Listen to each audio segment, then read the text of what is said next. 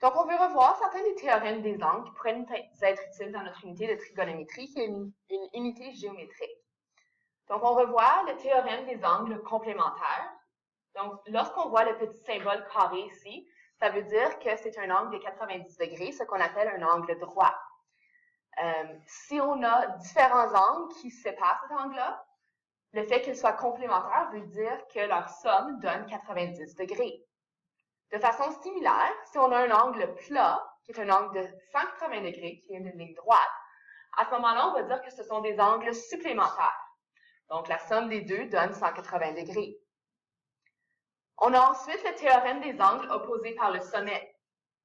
Donc, si on a deux droites continues qui se croisent, les angles qui sont justement opposés, donc un en face de l'autre, opposés par leur sommet, vont être congrus. On peut voir ici que l'angle X est égal à l'angle Y, c'est ce que le mot congru veut dire.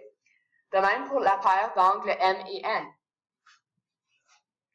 On a aussi certains théorèmes qui viennent de nos droites parallèles. Donc, lorsqu'on a deux droites parallèles, ou plusieurs, qui sont coupées par une séquente, donc par une autre droite, à ce moment-là, il y a certains angles qui sont formés. On va voir que les angles qui apparaissent en dessous de ce qu'on peut voir comme étant une forme F, c'est ce qu'on appelle des angles correspondants. Les angles correspondants sont des angles qui ont la même direction et le même sens à l'intérieur de nos droites parallèles coupées par une séquence. Ces angles-là ont la qualité d'être congrus. Remarquez qu'il y a plus qu'une paire d'angles correspondants pour chaque paire de droites parallèles. Pour les angles qu'on appelle des angles alternes-internes, ce sont également des angles qui auront la caractéristique d'être congrus. On voit que pour retrouver les angles alternes-internes, ils sont premièrement à l'intérieur de nos droites parallèles, mais ils sont de côté alternes, donc différents de la séquence. On peut voir la forme Z que ça nous donne comme truc. Donc, M et N seraient congrus, et dans notre exemple plus bas, X et Y le seraient également. Finalement, le dernier théorème qu'on voit dans cette catégorie-ci, ce sont les théorèmes, le théorème qui va avec les angles co-internes.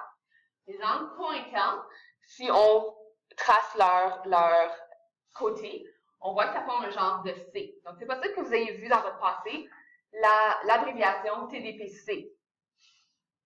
On voit qu'ils sont, les deux encore une fois, à l'intérieur des droites parallèles, mais ils sont du même côté. Donc, on dit co-interne. Puis, ici, remarquez que ce n'est pas la même règle qu'avec les autres théorèmes. Donc, ces deux angles-là, N et Y, par exemple, ne sont pas congrus, mais sont plutôt supplémentaires. On revient à supplémentaire, ce qu'on a revu auparavant. Ce sont des angles dont la somme est de 180 degrés.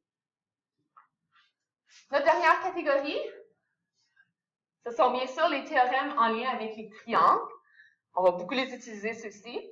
On a premièrement le théorème de la somme des angles dans un triangle. Donc, j'espère que tout le monde se rappelle que cette somme-là, peu importe le triangle, est de 180 degrés. Donc, dès qu'on connaît deux des trois angles, la façon la plus efficace de trouver le troisième, c'est à l'aide de ce théorème-ci.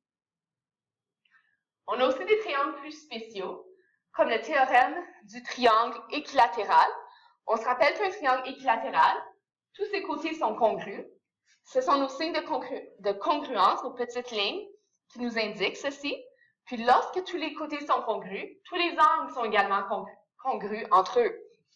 Donc, si on prend notre 180, on le divise en trois parties égales, on voit que chacun des angles mesure 60 degrés. Un autre type de triangle spécial, c'est un triangle isocèle. Donc, deux des côtés sont congrus. Et à ce moment-là, ce seraient les angles X et Y. Ça se trouve à être les angles qui sont devant, en face de nos côtés congrus, qui sont entre eux congrus. Donc, si on remarque ici l'angle dont j'appelais l'angle au sommet, l'angle Z, cet angle-là ne serait pas congru à mon X et mon Y. Et voilà, ça résume les théorèmes qu'on pourrait avoir à utiliser dans ce qu'on va faire.